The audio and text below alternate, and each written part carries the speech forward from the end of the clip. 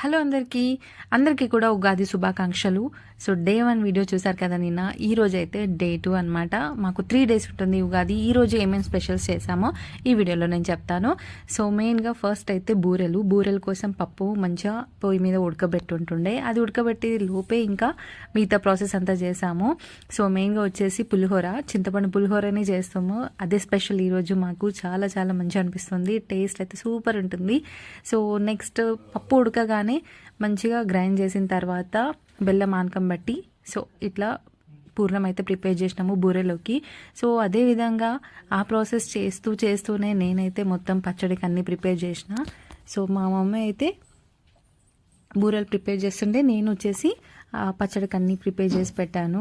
మెయిన్గా బెల్లము, వేపపూత, నెక్స్ట్ మామిడికాయ ముక్కలు, నెక్స్ట్ వచ్చేసి కోడుక, కొంచెం ఓమా, సో ఇవన్నీ కూడా ప్రిపేర్ చేసి పెట్టాను. సో బూరెలు అయితే నిజంగా చాలా చాలా బాగా చేస్తుంది.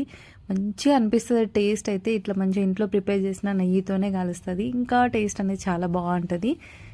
సో మీకు ఫుల్ వీడియో కావాలి ఎలా చేయాలి అని అంటే కూడా ప్రతిదీ నా యూట్యూబ్ ఛానల్లో ఉంది, మీరు వెళ్ళి చూడొచ్చు.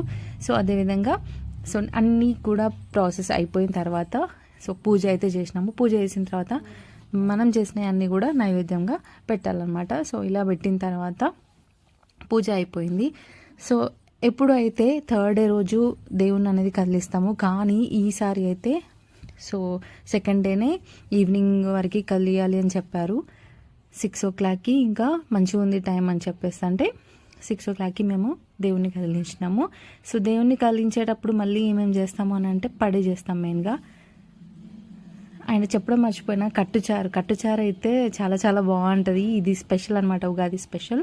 సో ఇట్లా దేవుని కదిలించేటప్పుడు మనము పడి అనేది వండుతాము. పడి మెయిన్గా రైస్ పెట్టిన తర్వాత ఇట్లా షుగర్ వేస్తుంది, నెక్స్ట్ నెయ్యి అండ్ డ్రై ఫ్రూట్స్ వేసి మంచిగా కలిపి పెడుతుంది. పెట్టిన తర్వాత మనము దేవుని ఇంకా కదిలించడమే. పూజ చేసిన తర్వాత మళ్ళీ దాని తర్వాత అయితే మంచిగా అనిపిస్తుంది ఈ ప్రాసెస్ అయితే నాకు. సరిబేసి చూసుకోవడము, సో సరిబేసి కూడా చూసుకుంటాము. అండ్ ఈరోజు పని అయితే స్టార్ట్ చేస్తాము. సో మంచి రోజు కాబట్టి ఇట్లా పని స్టార్ట్ చేసిన తర్వాత నెక్స్ట్ లాస్ట్కి అయితే సరిబేసి చూసుకుంటాము. సరిబేసి వచ్చేసి మెయిన్గా ఫస్ట్ కంకణం కట్టుకోవాలి. కంకణం కట్టుకున్న తర్వాత గోధుమలు పెడుతుంది అనమాట మమ్మీ చేతిలో. సో ఎన్ని వచ్చాయి కౌంట్ చేసి సరియాది బేసియా, సో జస్ట్ అలా చూసుకుంటాము. అదొక నమ్మకం అంతే. సో ఇది మా పండగ అయితే ఇలా